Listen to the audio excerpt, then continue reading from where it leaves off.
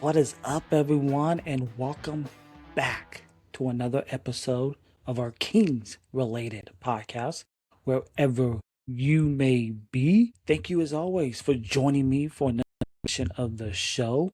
And whether you are watching on YouTube, Spotify, or listening on your favorite podcast platform, please do us a favor and hit that subscribe button down below. Hit that thumbs up, leave a comment down below. And on today's episode, we are continuing to dive into our NBA draft prospect spotlight series, and we are breaking down a name that might not be a headline material right now, but could quietly become one of the most important role players potentially in the Kings system if he becomes a Sacramento King. And we are talking about Illinois Fighting Illini forward wing guard Keaton Wagler, a versatile forward, a connector, a glue guy type of prospect who doesn't need the spotlight, but might make everything around him work even better. So let's just dive right into it, folks.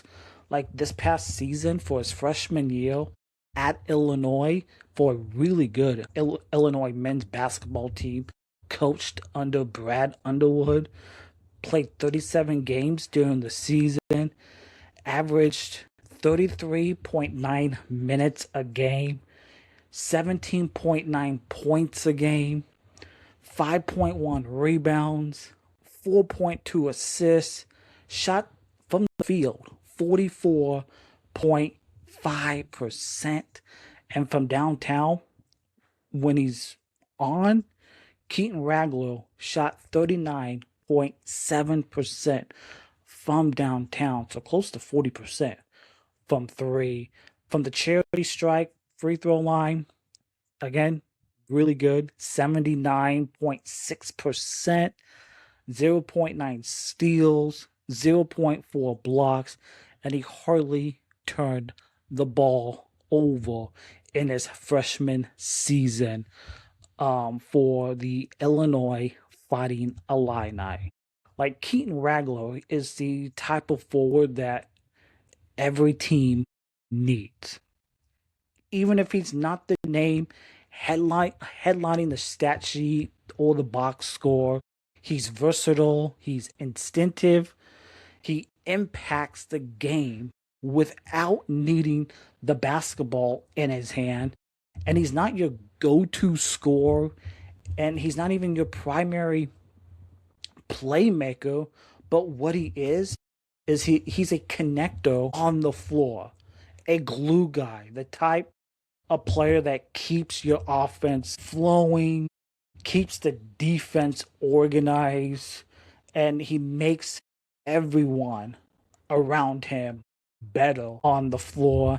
And he's the piece that doesn't always get noticed out there on the floor until he's gone. And then everything on the floor when he is gone suddenly feels harder out there on the basketball floor. But let's start with Keaton Wagler and his defense. I believe, in my personal opinion, I think defensively is his upside, and because that's where he's going to earn his minutes at the next level in the NBA, whether it's Sacramento, who's trying to build a identity on the defensive end because he's switchable, he can guard multiple positions, he moves very well laterally, and most importantly, he just gets it defensively. And this isn't just about his athleticism, it's about awareness. He rotates on time. He stays connected to the scheme that you want to run defensively, and he doesn't freelance or break the structure. And if you're the Kings, that should matter a lot for Doug Christie, who will return for his second full-time season as the head coach, and Scott Perry, who's making the basketball decisions in the front office, because this is a Kings team that is trying for years to build a real defensive identity instead of being in the bottom five every damn year in all the defensive ranks and metrics in this league. And Keaton Wagler is not just there for the highlight stops, but he's there for consistent, reliable defense. And Keaton Wagler fits that mold because he's not out there chasing blocks or gambling on steals defensively. He's doing the dirty work. And if you know Doug Christie as a player, that was kind of Doug Christie as a player defensively. Like Keaton Wagler's containing drives, his closing out is severely underrated. It's under control, making the right rotation, and those are the type of players that coaches trust, especially in those meaningful minutes in the clutch and the crunch time late in ball games. And how could that... Now let's talk about his offense and the limitations that come with his offensively for Keaton Wagler. This is where things could get a little more complicated when you break down Keaton Wagler, because he isn't a primary option on the team at Illinois. He's not someone you're the offense through, and he's not breaking down defenders off the dribble, but that doesn't mean he's a negative out there on the floor. It just means you have to understand he understands his role within an offense. He understands his role this past season at Illinois, and if he's given a clear role, if it's in Sacramento or elsewhere, you give him a defined role, he'll understand that, because he is a play finisher, not a play creator. Keaton Wagler, he thrives off the ball, cutting at the right time, spacing the floor, and the Kings need more spacing on this team with how poorly they were shooting the basketball this past season. And Keaton Wagler, he makes the quick and smart decisions. He's got an extremely high basketball IQ. That's one of the things that I really like about Keaton. And he can catch it, move it, or take the shot. He doesn't over dribble, and he's not stopping the flow of the offense. But the limitations on the offensive side of the ball for Keaton Wagler is when the offense stalls and when you need someone to go get you the bucket. That's not Keaton Wagler's game. It simply is not. Like, he's not bailing you out of the late with the clock winding down, the shot clock. He's not creating separation. One of the things he needs to improve on at the next level against the elite defenders in this league next season. And for the Kings, that should matter, because with guys like Keegan Murray, and just for the sake of conversation, DeRozan, Levine, and Sabonis, if they are all still here on this team next year, Keaton Wagler doesn't need to be that guy who to take that last shot when you need it. He needs to complement those guys that I just mentioned if they are still on this team next season. I don't think the Kings are going to be any good next year. Better, and not as bad as they were this year, but that he needs to complement Levine, DeRozan, and Sabonis. And if he can consistently, Wagler, knock down his open shots and keep that basketball moving, then offensively, he could fit this Kings team. And that should matter for a team that's looking to improve the shooting next season. Now, let's look at his role within this Kings rotation. So, where does he actually fit in Sacramento? Because this, like, we yell from the mountaintops, this team needs to rebuild. They need to get younger, they need to get more athletic, and they need to shed some of the money that they have on this roster right now because they are a tax team. And for a 22-win team, you should not be paying no damn luxury tax when you have Levine, DeRozan, and Sabonis. So when you look at this roster right now, as I am recording this episode, Keegan Murray, DeMar DeRozan, Zach LaVine, like you already have competition right there on the wing. So Keaton Wagler isn't walking in to 25 minutes a night if he's drafted here at the beginning of the season. So he's going to have to earn those minutes in training camp and the preseason. And early on, you're probably looking at situational minutes, second unit lineups with Doug Christie, and maybe getting a run when the team needs a defensive spark or better ball movement out there, because I think he can handle the ball, but he's not a playmaker for this team. If he is, you're probably not really good. But here's where things could get interesting.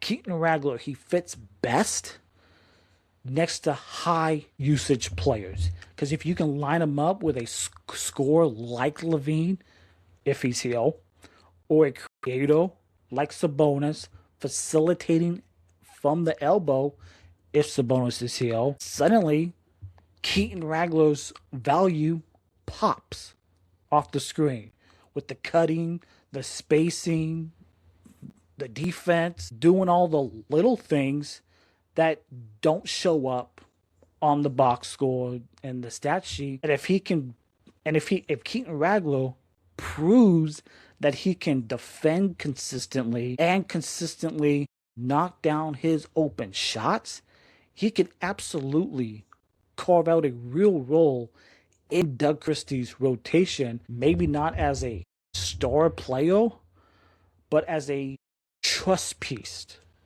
in the rotation for Doug Christie and the Sacramento Kings. Because the kind of guy that coaches keep going back to, because he helps everything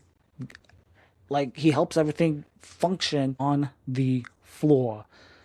Now let's talk about next to Keegan Murray. I think that really works with Keaton Wagler next to Keegan, because now you're talking about size, spacing, and the two-way impact on the wing. When you talk about Nick Clifford, that works with Keaton Wagler, because you got the versatility, you got the length, and the defensive feel with this Kings team.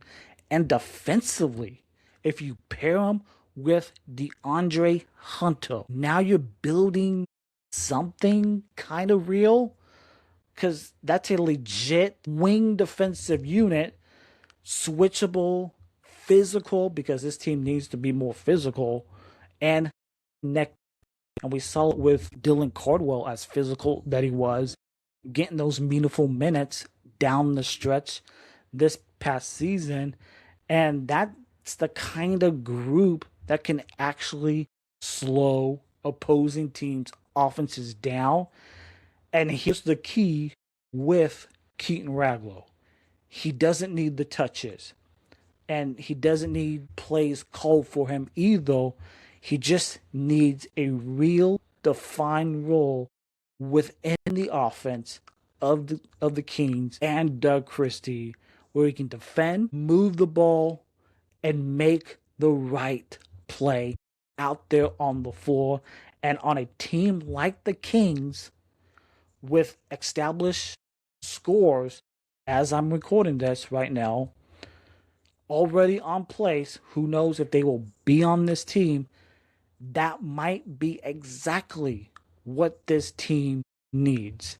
And all honestly, this might be the perfect situation for Keaton Wagler to carve out real minutes early if he is drafted to the Sacramento Kings. And if they don't move up, if they stay where they are right now in that number 5 spot in the lottery, unfortunately, hopefully this doesn't happen. If they move down in the lottery, hopefully that doesn't happen. Hopefully the Kings do move up and get lucky.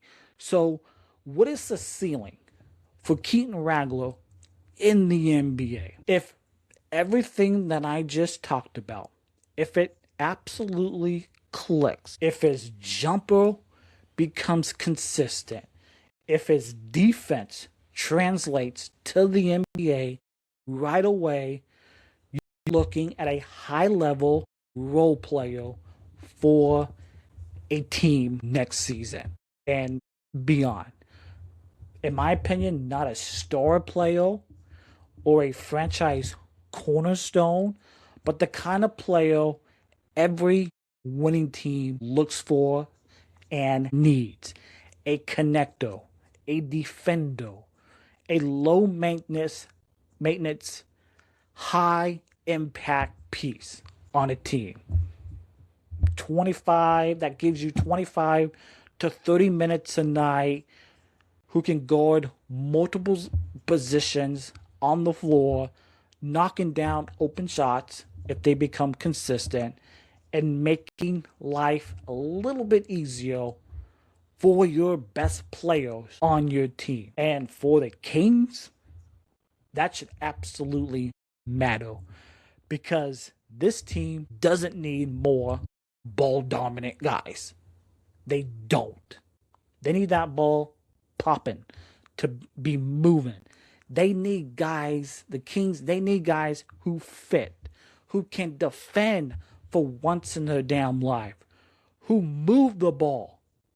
Because if you go back to the early 2000s and those Kings teams, the ball just was moving. Beautiful basketball. Everybody was trying to emulate those early 2000 Kings teams, and guys who understand how to play winning basketball. I know the Kings weren't doing much winning this past season, but Keaton Wagler is a winning player. He did a lot of winning at Illinois, going all the way to the Final Four, and we'll get more on that here in a little bit. And that's where Keaton Wagler comes in for the Sacramento Kings. And if his shot develops, he's a real rotational piece on a potential playoff team, probably more of a situational guy, someone you play for defense and energy. But either way, Wagler is the type of player that coaches trust. And those guys always find a way to stay on the floor early, late in games, in crunch time, in the clutch.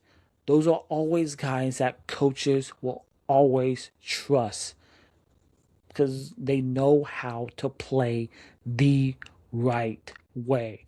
Now let's get into what Keaton Wagler did for the Illinois Fighting Illini in March Madness. Like, if you look at his tournament numbers, 18 points a game, 6.8 rebounds, 3.4 assists. He played nearly 35 minutes a game in the tournament, shot 43.7% and 37% from downtown, 71% from the free throw line. In the Elite Eight versus Iowa, 25 points, 8 rebounds, 3 assists.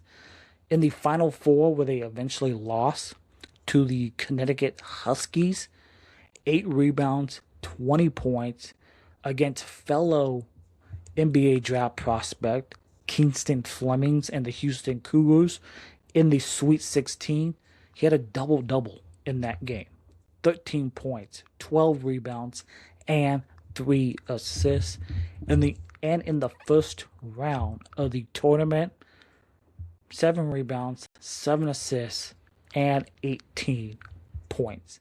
The big takeaway from the tournament is his production, Keaton Wagler's production, held very steady or it improved under the pressure, under the big lights, especially his rebounding and the defensive activity in tournament play. So, like, Keaton Wagler I think he's going to be a good player on the right team. If the right team drafts him, I think he's going to be a solid player in the NBA. Like, I think he's going to be a nice role player off the bench for a team. I don't think he's a starter in the NBA, but that's going to do it for today's episode. But now I want to hear from you. Do the Kings need more glue guys like Keaton Wagler, or should they be chasing more star power? Drop your thoughts in the comments down below if you're watching on Spotify or YouTube or listening on your preferred podcast platform. And as always, thank you for joining me on the Kings related podcast. We are a video podcast on Spotify and YouTube, so by all means, please catch that video feed. But until next time, we will catch you on the next episode of our Kings related podcast. And as always, go Kings.